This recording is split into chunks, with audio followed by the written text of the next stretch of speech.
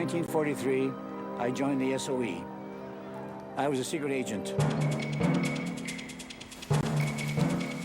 I was determined to get rid of the Nazis. They had conquered the whole of Western Europe. The least you could do is try and stop it. I was organizing resistance groups and creating all the trouble for the occupying forces that we could. Every minute when you're a secret agent is dangerous.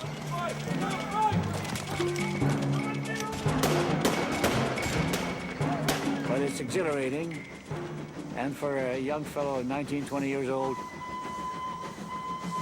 it's very stimulating.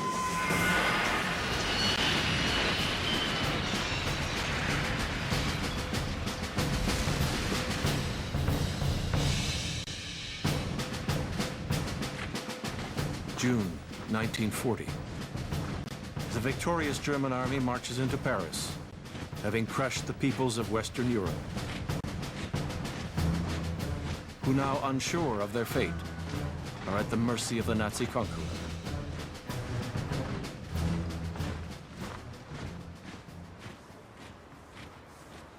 This is the Place de Trocadero in Paris. In June 1940, Adolf Hitler came to this exact spot to celebrate his conquest of France.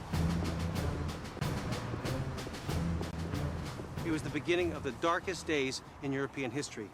In a short period of time, Hitler's armies had enslaved tens of millions of people, and their only hope of liberation would come from the other countries, the free countries.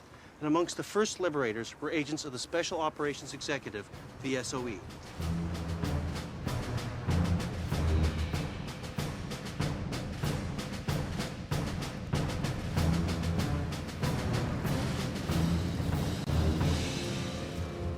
With the Nazi domination of Western Europe complete, Great Britain is desperate to strike back and creates a secret army, the SOE.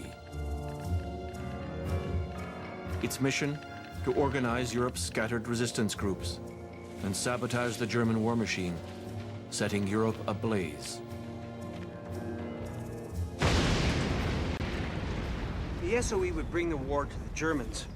Their main tactic would be industrial sabotage, and their battleground would be the towns and villages and backstreets like this one of France. Amongst the SOE agents were a handful of Canadians who chose, despite the deadly risks, to come to France to raise the spirit of resistance and to give hope to occupied Europe. The SOE recruits hundreds of volunteers, all willing to exchange their normal lives for the perilous life of a secret agent. One of the young men willing to take on this dangerous mission is a 19-year-old signalman from Saskatoon, Allyre Sirois. When I joined the SOE, they warned me that it wasn't a piece of cake. You know, they said it could be very dangerous. Well, I was prepared to take that chance because it never crossed my mind that I wouldn't make it. The training consisted of 5 different schools. They sent me to northern Scotland and the Isle of Skye to do commander training for 6 weeks. You did exercises in unarmed combat. When that was completed, we went to Manchester for parachute training. And it took, inside of a week, we were finished with that. One thing they told you, if your shoe doesn't open, say, never mind, it's no problem. Go to the quartermaster stores, they'll give you another one. And the final school was the School of Security. They taught us how to break into houses. They taught us how to shadow people and throw people off you who are shadowing you. Coming out of there, we were in London ready to go. November 18th, 1942. The first Canadian agent is sent to Nazi-occupied France. 38 years old and a father of 2. Montrealer Guy Bieler proves in training to be extraordinarily calm, methodical, and coolly courageous. He quickly becomes a legend among the other agents, who will know him only as Guy. Bieler's mission is to set up a new resistance network, codenamed Musician, near the northern French city of St. Quentin, railway and canal transportation hub, vital to the German war machine. Dressed as French laborers and armed only with pistols, Bieler and 2 other agents jump into the darkness over the Loire Valley region, an area occupied by thousands of German troops.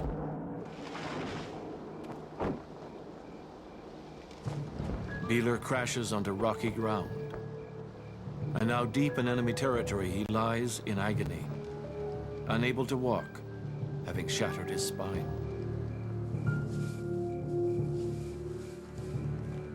His fellow agents manage to smuggle Bieler to Paris, where, hiding under a false identity and desperately dodging the Germans, he slowly recuperates.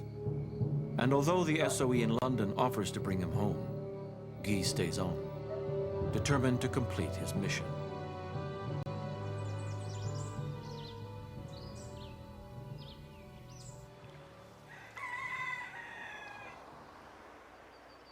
After Guy had recovered from his injuries, he came north to St. Quentin, where he met Eugene Cordelet, a very brave French resistant. Cordelet brought Guy here to Fonsomme, in fact, to this house, where they would interview men and women who would form the musician circuit. The interviews actually took place in the back garden.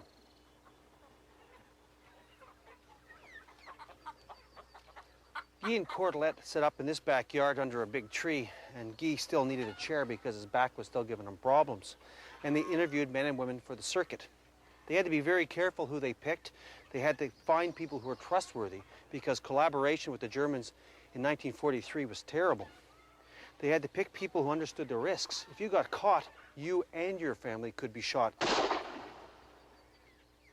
But they wanted people who were in, let's say, the railway industry, in the canals, maybe inside a German office, people who could help them with their planning of the sabotage. One of Guy's recruits is a 22-year-old farm laborer, Raymond Bazin, who joins a team that specializes in sabotaging the many railways around St. Quentin. Notre premier travail, c'était, on les précédait, enfin, de peu, c'était d'isoler les garde-voies. Toute la voie d'un bout à l'autre, les Boches avaient fait garder la voie par des civils. On a tombé sur des situations cocasses, on a tombé sur quelquefois des anciens copains d'école. On les ficelait, enfin, quelquefois ils se ficelaient même eux-mêmes. Alors, il fallait déboulonner un rail et puis riper le rail. Alors la locomotive, quand il arrivait, le bougie avant, il déraillait, il entraînait la locomotive, puis tout le train se couchait sur l'autre voie, on bouchait tout.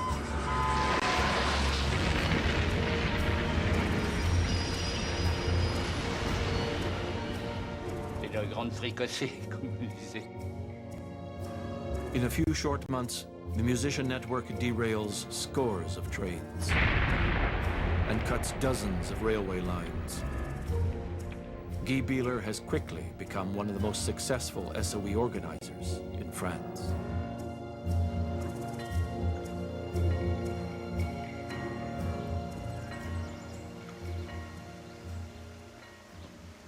One of the jobs of the organizer was to select targets for sabotage. Ideally, they would go after strategic industrial targets or ones with a maximum psychological effect. St. Quentin is a transport hub with large railways and industrial canals. And these industrial canals feed the war machine throughout France, and these presented a great opportunity for Guy and his friends.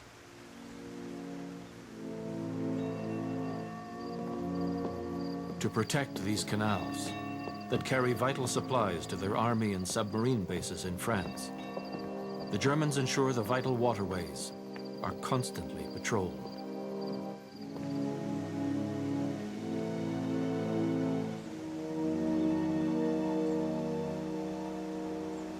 Well, the best way to affect traffic on the canal was to blow the locks.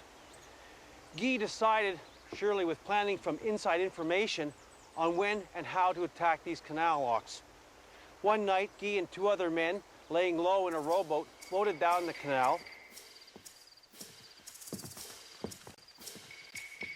They got to the lock gates and planted magnetic limpet mines along the sides of them. And a few minutes later, the gates were blown. and it was a fantastic success, and it stopped canal traffic for 6 weeks.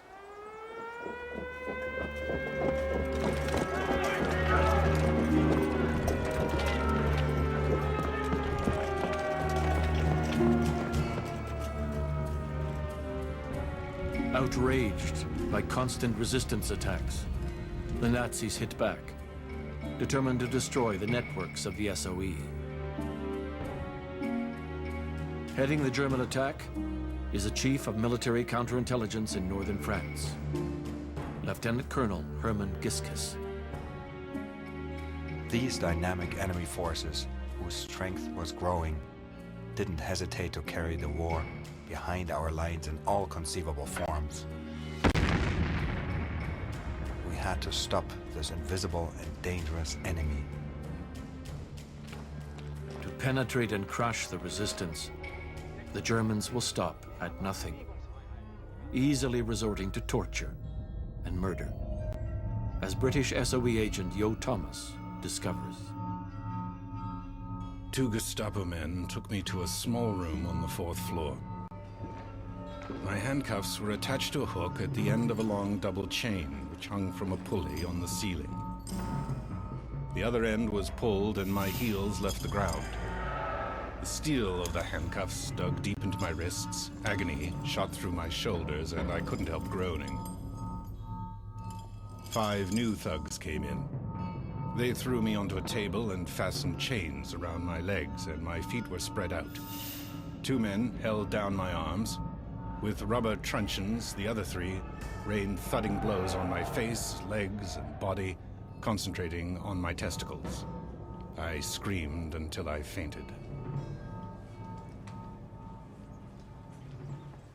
The life of the spy was one of constant vigilance. In 1943, there were tens of thousands of German agents, collaborators, and informants throughout France, and they're looking for anything different.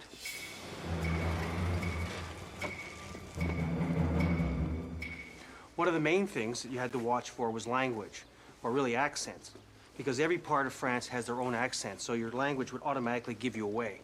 So you wanted to talk as little as possible.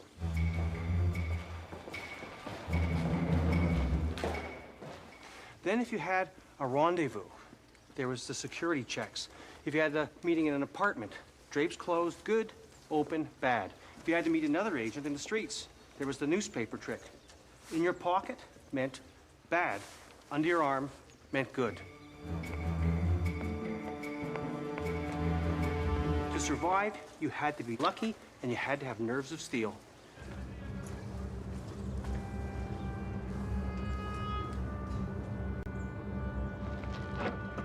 As the spring of 1943 draws to a close, thousands of résistants are arrested, interrogated, and tortured as the Germans step up their campaign to crush the resistance in Europe and eliminate the agents of the SOE.